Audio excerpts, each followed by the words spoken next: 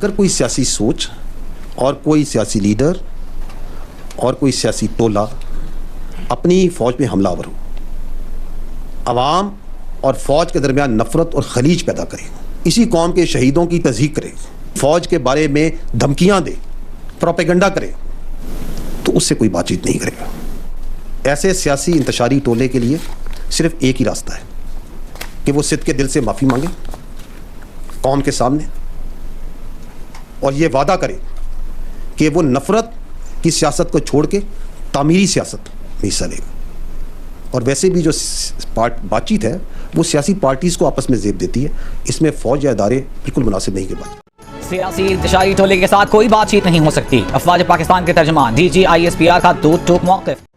9 मई सिर्फ अफवाज पाकिस्तान का मुकदमा नहीं है, ये पूरे पाकिस्तान के अवाम का मुकदमा है।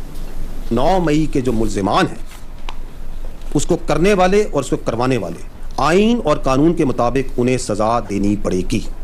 हमने देखा कि किस तरह कुछ सियासी लीडर्स ने चुन चुन के अहदाफ दिए कि इधर हमला करो, इधर हमला करो। क्लियर है कि किस तरीके से वरगलाया गया, कैसे ज़हनसाजी की गई, कैसे अहदाफ दिखाए गए, कैसे निकाला गया, कैसे किया गया। और उसमें अभी कन्फ्यूजन और हेज़ डालने के लिए कहा जाए कि जुडिशल कमीशन बना दें ताकि पता चले वाक़या हुआ है या नहीं हुआ, किसने किया। ठीक है, हम तैयार हैं, बनाएं जुडिशल कमीशन, लेकिन अगर जुडिशल कमीशन बनाना है तो फिर इस पूरे वाक़े की तह तक जाएं। वो जुडिशल कमीशन इस बात का भी अहाता करे कि 2014 का धरना उसके मकासद क्या थे, वो इस बात का भी अहाता करे कि पार्लियामेंट पे हमला कैसे हुआ और कैसे कराया गया, वो PTV पर हमले का भी अहाता करे। किस तरह 2016 में KPK के रिसोर्स से सरकारी वसाइल के साथ दारुल खिलाफा पे धावा बोला गया, 2022 में दोबारा इस्लामाबाद पे धावा बोला गया। वो ये भी देखें कि कैसे IMF को खतूत लिखे गए कि अगर हमने इन चीज़ों का अहाता नहीं किया और क्योंकि हमने नहीं किया तो फिर 9 मई तो होना था। तो ये जो बयानिया बनाया जा रहा है कि 8 फरवरी में 9 मई गायब हो गया, गुम हो गया। 8 फरवरी को जो टर्नआउट था वो तकरीबन 47% था। उस पार्टी को पड़े 18.5 मिलियन वोट, जो कि कुल का बनता है 31%। तो 69-70% जो वोट पड़ा वो तो उस बयानिया को नहीं पड़ा। और अगर मैं इसको आबादी के तनासब से देखूं, पाकिस्तानी कुल आबादी का ये 7.5% बनता है मेरे भाई, तो 92-93% जो आपकी आबादी है उसने तो उस बयानिया के साथ नहीं खड़ी हुई। अगर आप देखें कि जिसने उधर वोट डाला उस कैंडिडेट को, उसके कैंडिडेट को, उस पार्टी के, क्या वो वोट फौज के खिलाफ और शहीदों के खिलाफ और इस मुल्क के दिफा करने वाले इदारों के खिलाफ था? क्या वह वोट 9 मई के जलाओ घेराव के हक में था? Absolutely not. DGISPR अहमद शरीफ चौधरी ने कहा है कि ये बात गलत है कि आम इंतखाबात में एक जमात को मिलने वाले वोट फौज के खिलाफ थे। 8 फरवरी को 47% वोटर टर्नआउट था, 6.5 करोड़ लोगों ने वोट डाला। मजमूई आबादी के सिर्फ 8% ने इस मखसूस पार्टी को वोट दिया, 92% आबादी ने मखसूस पार्टी को वोट नहीं दिया। ये भी कहा कि मखसूस पार्टी को मिलने वाले वोट 9 मई के हक में नहीं थे। कहा कि इलेक्शन में फौज की मुदाखलत का कोई सबूत है तो आईनी फोरम्स पर रखें। इलेक्शन में फौज का किरदार सिर्फ महफूज माहौल फराहम करना था।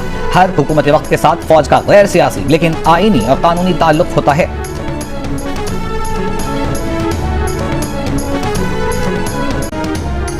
ये वो मजमूम सियासी सोच है जिसका मैं जिक्र कर रहा हूं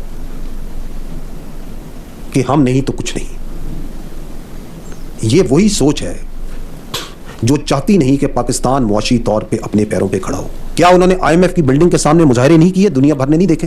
क्या उन्होंने अमेरिका में लॉबिंग फर्म रख के अमेरिकन सियासत पे असरअंदाज होने की कोशिश नहीं की पाकिस्तान पे पाबंदियां लगाई जाए?